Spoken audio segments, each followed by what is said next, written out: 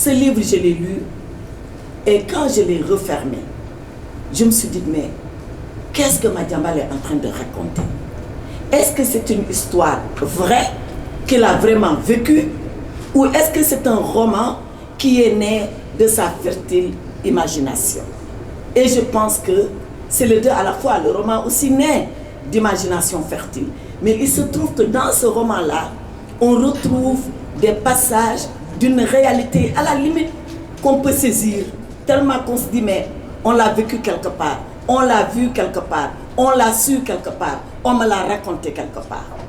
Donc, après avoir fermé ce livre, on se dit, mais est-ce que c'est une fiction de Madiambal ou est-ce que c'est une réalité qu'il a vécue et qu'il est en train de nous transmettre? Parce que les personnages de ce roman, ils sont vrais. Ils sont même plus vrais que la vérité elle-même.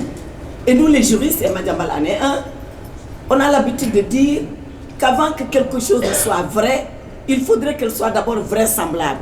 Tout est vraisemblable dans ce livre parce que tout est vrai. Les personnages sont vrais. Quand je vois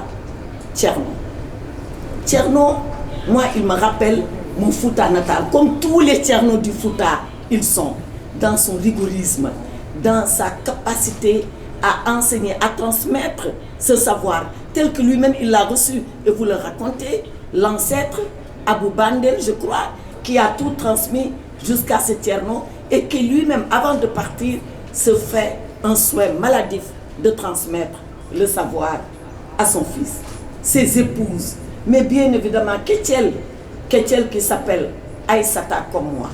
Et ce matin, je disais à Madiambal, je ne sais pas pourquoi il a écrit Aïssata et non Aïssatou. Parce que très souvent ici, dans l'univers wolophone, à partir de Saint-Louis, les Aïssata, on les appelle Aïssatou. Et quand je suis arrivée à Dakar pour commencer ma 6e au lycée Kennedy, les gens écrivaient Aïssatou naturellement parce que c'est ça qu'ils savent et qu'ils entendent prononcer. Et mon père me dit non, tu es Aïssata. Tu n'es pas Aïssatou. Je lui dis, mais papa, quelle est la différence entre Aïssata et Aïssatou? Il dit, parce que chez les Peuls, il n'y a pas le ou. Ils disent Aïssata. Alors si tu te fais appeler Aïssatou, tu vas perdre une partie de ton identité. Impose-toi comme Aïssata et les gens finissent. Et exactement, Kétiel, elle s'appelle Aïssata, comme tous les Peuls prénomment les Aïssatou. Et après, on lui trouve un sobriquet. Comme les Peuls aussi savent trouver le sobriquet. Le sobriquet, c'est Kétiel. Que veut dire Kétiel? Kétiel, c'est la dernière née. C'est presque le bébé. Mais tu l'expliques bien. C'est l'enfant chéri de son père, parce que son père l'appelle Nénam. Nénam, ça veut dire ma maman, presque ma maman à moi, toute seule. C'est pas Sunu Yaay, c'est pas Sama Yaay même, c'est même plus possessif que ça. C'est Sama Yaay man rek, bokumako ak kenn. C'est ça Nénam. Et voilà comment tu trouves l'expression dans la profondeur de ce que les Foutanké traduisent pour le dire dans le livre.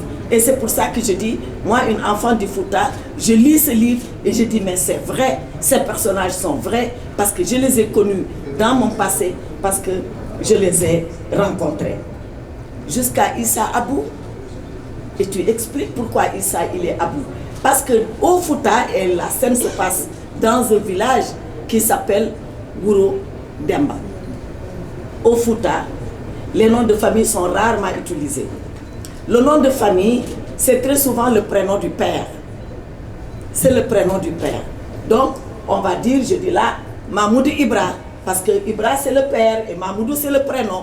Le cas ne viendra qu'après. D'ailleurs, ils sont deux côte à côte là, presque des jumeaux. Je ne sais pas si c'est le hasard du protocole, mais c'est parce qu'ils ont voulu être ensemble. Voilà. Bon, il y a Mamadou Ibra et Mahmoud Ibra. Je reviens à ce que je disais, les deux Mamadou et Mahmoudou finissent par le prénom du père. C'est exactement ce qu'il a dit de Issa Abou. C'est également une réalité vraie dans le Fouta. Et puis il y a cette belle Drianké qui arrive avec les clés de sa Mercedes, avec son argent, très pompeuse, qui ne se presse pas, qui a l'argent qu'il faut et qui fait tomber Thierno le rigoriste, sous son charme. C'est également quelque chose que nous connaissons très bien et que nous avons vécu. Voilà pourquoi je dis les personnages sont vrais. Mais les problèmes aussi sont vrais. Les problèmes qui sont racontés dans ce livre, Ils sont même parfois plus vrais que la vérité elle-même. Que raconte ce livre? L'histoire de Ketchel, d'Aïssata. Aïssata qui vit dans un milieu conservateur, mais qui subit la violence d'un viol. Même si toutes les jeunes filles ou toutes les jeunes femmes n'ont pas subi un viol, on en connaît, nous, tous les jours, qui se racontent, qui ont vécu ces épreuves-là dans leur vie. L'école d'où elle est sortie de façon très précoce, ça aussi, c'est une vérité que toutes les filles rencontrent. D'ailleurs, pas seulement à l'école, même pour les études coraniques, quand vous allez jusqu'à, la sourate Kafirun, mais ça va, elle a de quoi faire les prières, ça suffit. Ah, les hommes, non, il faut que nous watchions le Coran. On va les amener jusqu'à Bakara, et puis voilà, ils auront embrassé tout le Coran. Mais les femmes, ce n'est pas la peine. C'est juste 3-4 versets, de quoi prier, de quoi s'acquitter de ses devoirs religieux, et après, c'est fini. Donc Aïssata, elle va à l'école, c'est pour ne jamais finir. Pourquoi? Parce que c'est l'autre fléau qui l'attend, c'est le mariage précoce. Un mariage arrangé entre elle et son cousin, qui bien évidemment vit à l'étranger, qui bien évidemment après la nuit de noces ne reviendra plus jamais, et qui bien évidemment la pousse vers un amour là, vraiment voulu, mais caché, presque interdit, avec cet instituteur du village qui arrive et qui fait les salutations à son père, d'où le coup de foudre, d'où l'enfant caché, d'où l'infanticide. Parce que tout ça finit à l'infanticide. Et là, on sent dans l'écriture le juriste qui parle, dans les méandres et les dédales de la procédure, mais bien évidemment qui dénonce la lenteur des procédures judiciaires avec ce juge d'instruction qui jamais n'instruira et qui ne se rappellera qu'au moment de son affectation, grâce à la vigilance du greffier, qu'il y a un dossier qui vous attend là et que vous n'avez pas traité. Donc, voilà les problèmes qui pour moi sont les problèmes vrais. Mais je ne peux pas dire que c'est des problèmes propres au Fouta. À la limite, on enlève la sévérité du climat, on met quelques arbres et quelques climats un peu cléments. Bon, on se dira qu'on est dans un village serrère ou qu'on est en Casamance. Bref, c'est toutes les filles, toutes les femmes du Sénégal qui, un jour ou l'autre, ont subi ou peuvent subir le même sort que Aïssata Ketchel. Et puis à la suite de ça, et qui est vrai aussi, arrive l'immigration.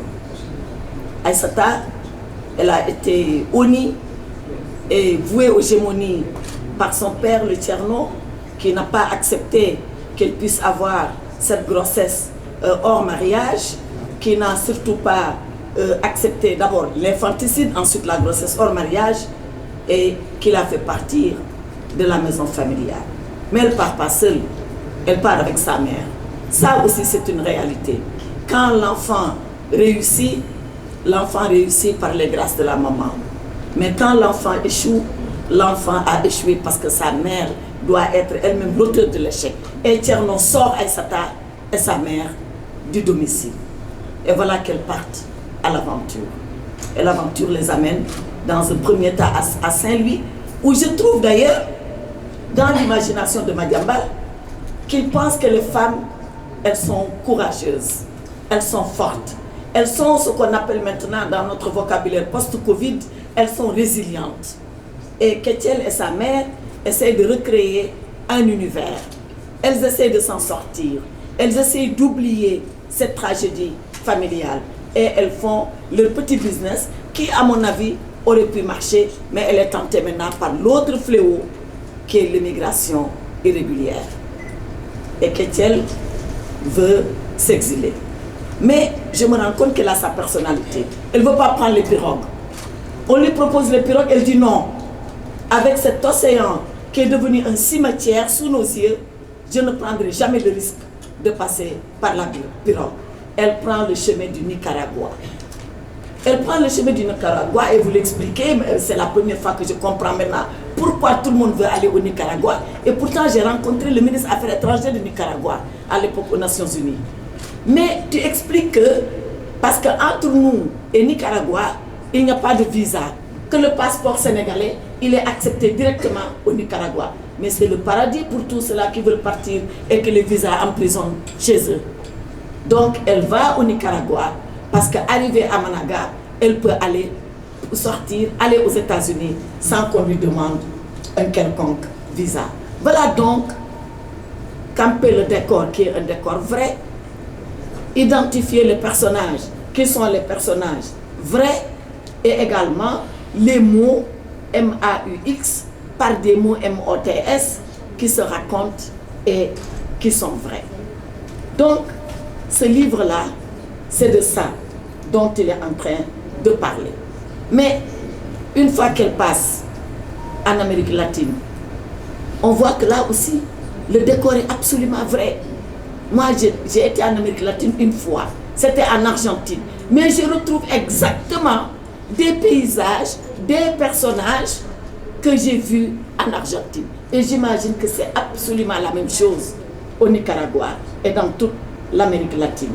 Et il raconte comment les Africains et les Latino-Américains peuvent être quelque part des cousins. Pas seulement parce que nous sommes dans le sud global, comme on le dit tout de suite, pas seulement parce que nous avons été colonisés et décolonisés, comme on peut le penser, pas seulement parce que nous vivons les mêmes problèmes pour les questions de développement, mais c'est parce que quelque part, nous sommes deux continents qui nous faisons face et qu'un Sénégalais a tenté de nous relier. C'est Bakary II. Je ne sais pas comment tu as été chercher ce personnage de Bakary II. Ça m'a fait penser que dans un amphithéâtre en Argentine, je suis venue développer une conférence publique autour de Bakary II et de son épopée. Est-ce vrai? Est-ce du fantasme? Est-ce de la légende? Moi, je suis beaucoup plus incline à penser que c'est vrai, parce que c'est des sociologues, en l'occurrence Pathé Diagne, qui l'écrit et qui le décrit. Et parce que personne ne dit le contraire, personne ne dit que ce n'est pas vrai.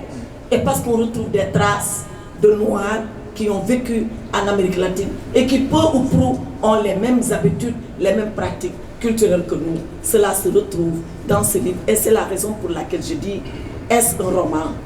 Est-ce une fiction? Et moi, ou est-ce une réalité? Et ce livre expose des problèmes qui nous sont endogènes, mais des problèmes vrais de chez nous, qui ne sont pas des problèmes d'ailleurs. Et parce que le livre prend naissance à l'intérieur de nous-mêmes, tous les problèmes que Madiambal décrit, que les femmes rencontrent, que parfois les hommes même rencontrent, même le rapport à la religion est décrit dans ce livre-là. Donc, c'est un livre qui s'adresse à nous, qui parle de nous, qui parle de ce que nous avons vécu et de ce que nous continuons de vivre pour s'adresser à nous.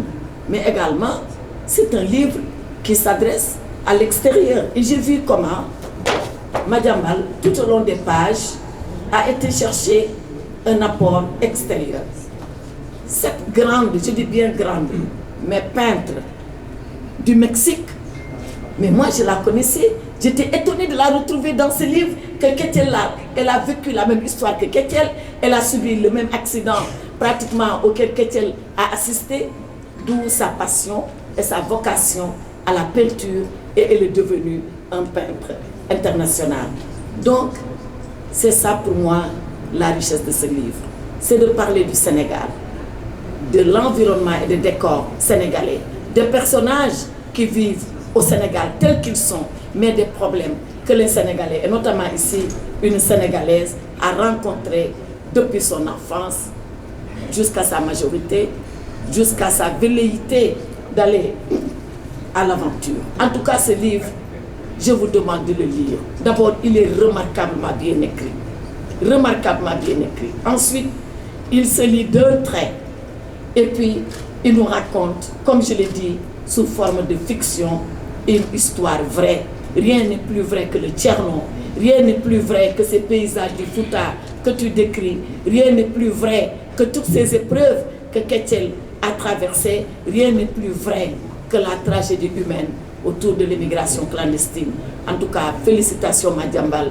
Vraiment, bravo pour ce que tu as fait. Moi, je suis séduite par cet art qu'on te découvre maintenant. Et si j'ai un vœu à formuler, n'en déplaise aux journalistes, c'est que tu abandonnes le journalisme pour ne te consacrer maintenant qu'au roman. Je vous remercie de votre attention.